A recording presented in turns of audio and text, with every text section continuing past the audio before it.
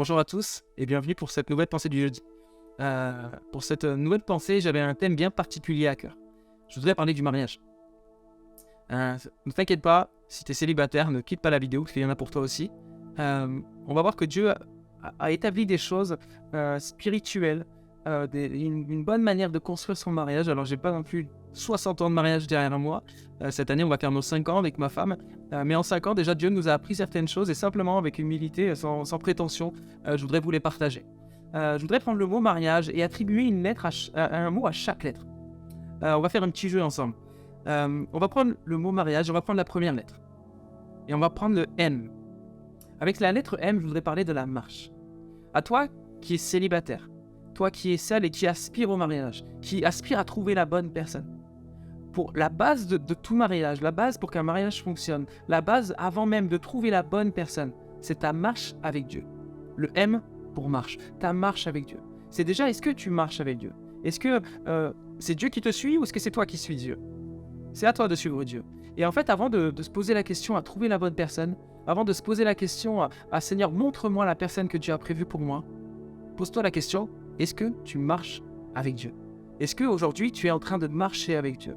Est-ce que tu es proche de Dieu ou est-ce que tu es loin?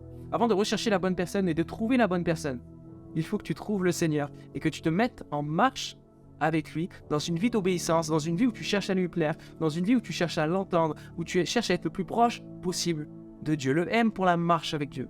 Et enfin, la deuxième lettre, le A. Le A nous parle du premier amour. Et finalement, c'est assez proche de la première lettre, du premier amour. Avant de vouloir tomber amoureux, avant de vouloir rencontrer une personne avec qui tu vas être in love, amoureux, fou amoureux, il faut que tu sois amoureux de Jésus. Il faut que tu sois amoureuse de Jésus. Avant de parler de l'amour fou, il faut que tu sois en amour fou avec le Seigneur. Il faut que ta relation avec Jésus soit profonde et intime. Est-ce que tu passes du temps à prier? Est-ce que tu passes du temps seul à seul avec ton Seigneur?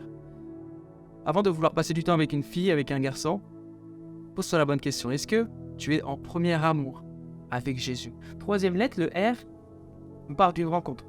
Un jour, si Dieu le permet dans ta vie, tu vas rencontrer la bonne personne. Mais ça dépend des deux premiers mots, des deux premiers critères de ta marche avec Dieu, de ton intimité avec Dieu. Parce que vous savez, c'est facile de rencontrer des gens dans ce monde. Il n'y a pas besoin, entre guillemets, de marcher avec Dieu pour rencontrer quelqu'un. Moi, je parle de rencontrer la bonne personne. Je parle de rencontrer la personne qui sera parfaitement compatible avec toi. Parce que je crois que Dieu a prévu des personnes qui sont parfaitement compatibles avec nous. Quand je regarde ma relation avec mon épouse Laurine, j'hallucine de voir à quel point on se complète. Et je bénis Dieu parce que je me suis laissé conduire et Dieu m'a conduit vers elle. Une rencontre. La troisième lettre, R, la rencontre. Si tu restes proche de Dieu, Dieu va te permettre de rencontrer la bonne personne. C'est dans cet ordre-là que ça doit se faire. Et enfin, la quatrième lettre, la lettre I, qui nous parle d'implication. Une fois que tu as rencontré la bonne personne, que Dieu t'a dit dans son cœur, tu sais que Dieu t'a dit que c'était elle. Tu as reçu une parole. Je te dis pas que tu as eu des papillons dans le ventre, c'est pas ça. Je te parle d'une parole véritable où tu sais que Dieu t'a parlé, de sorte à que dans 10 ans, vous aurez peut-être une turbulence dans votre couple, tu pourras t'accrocher à cette parole comme un rocher ferme et solide. Une fois que Dieu t'a parlé de cette sorte, une fois que Dieu a parlé à l'autre personne, il faut vous impliquer maintenant dans un engagement. Il faut ne pas attendre comme ça, juste rester en couple comme ça, mais il faut vous engager dans le mariage. L'implication dans l'engagement. Vous engagez dans le mariage. La prochaine étape, c'est le mariage. Et c'est là peut-être que Dieu t'attend. Peut-être que vous êtes en fiançailles, peut-être qu'ici tu écoutes et tu es en fiançailles depuis quelques mois, peut-être quelques années. Dieu te dit, mon enfant, maintenant il faut que tu t'engages. N'aie pas peur de l'engagement, implique-toi, mariez-vous. Et enfin, la cinquième lettre, la lettre A. On pourrait parler de l'attachement. Ici, à ce stade-là, on est marié. Et on parle de l'attachement. Tu dois veiller à rester attaché à ton mari. Frère, vous devez veiller à rester attaché à votre femme. L'attachement. Dans ce monde, le diable essaiera toujours de nous attaquer, de nous séduire pour nous détacher de notre épouse, nous détacher de notre époux et pour nous attacher ailleurs à toutes sortes de choses. Ça peut être un travail, ça peut être une passion, ça peut être aussi un autre homme, une autre femme. Mais Dieu te dit, garde ton cœur. Garde ton cœur attaché à la femme qu'il t'a donnée. Ne pose pas tes regards sur la femme d'un autre. Ne pose pas tes regards sur une femme qui n'est pas la tienne, un homme qui n'est pas le tien. Dieu t'a donné un mari, Dieu t'a donné une femme, attache-toi à elle, attache-toi à lui et ne t'en détache pas. Parce que t'en détacher, ce serait laisser une place, une faille au diable pour qu'il puisse détruire ton couple. Et peut-être que je parle à quelqu'un ici où tu es au bord du précipice, tu flirtes peut-être avec une autre personne. Dieu voit ton cœur et il te parle. Et il te dit, détache-toi de cette mauvaise personne, attache-toi à ta femme, attache-toi à ton mari. Et enfin la lettre G. La lettre G, c'est le mot garder. Gardez quoi? Gardez le premier amour. On a parlé du premier amour, si tu te rappelles tout à l'heure. Ton premier amour qui doit être le Seigneur. Et parfois, quand on se marie, quand on tombe amoureux de quelqu'un, finalement, des fois, on ne se rend pas compte, mais l'amour pour le Seigneur diminue pour laisser place à l'amour pour notre femme ou notre mari, ce qui est normal. Nous devons aimer. Le Seigneur met une barre assez haute dans la manière où nous, messieurs, nous devons aimer nos femmes, comme Christ a aimé l'Église. Nous devons aimer nos femmes. Mesdames, vous devez aimer votre mari. Mais Dieu doit rester le numéro 1. Tu dois garder le premier amour présent dans ton cœur. Ta relation avec Jésus ne doit pas diminuer au fil du temps du mariage, mais au contraire, je crois qu'elle doit s'approfondir de plus en plus, parce que plus tu aimeras Jésus, plus tu aimeras mieux ton conjoint, ta conjointe. Alors aime Jésus, garde ton premier amour.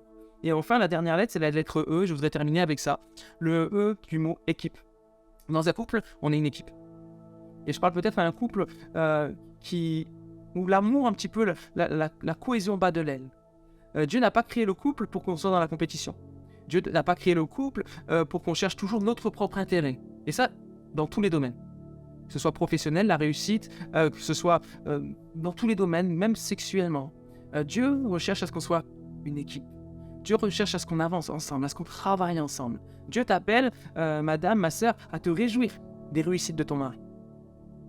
Dieu t'appelle, madame, ma sœur, à encourager ton mari peut-être quand il traverse des périodes difficiles. Mon frère, peut-être que Dieu t'appelle aussi à te réjouir et à encourager ta femme. Quand elle réussit, quand elle fait des progrès. Et quand elle échoue, à l'encourager encore. Vous êtes une équipe et je voudrais vraiment vous laisser là-dessus. Le couple est appelé à être une équipe. Dans notre salon avec Laurine, on a un cadre, une photo avec marqué à côté « Nous sommes une équipe » parce que c'est vraiment ce qu'on veut vivre au quotidien dans notre couple. Mais au-delà de que ce soit marqué sur un beau cadre, il faut que ce soit marqué dans ton cœur. Que ta femme, ton mari, c'est ta coéquipière, c'est ton coéquipier. Que vous puissiez avancer ensemble, que Dieu puisse vous bénir dans ton célibat, que Dieu puisse te bénir. Reste attaché au Seigneur.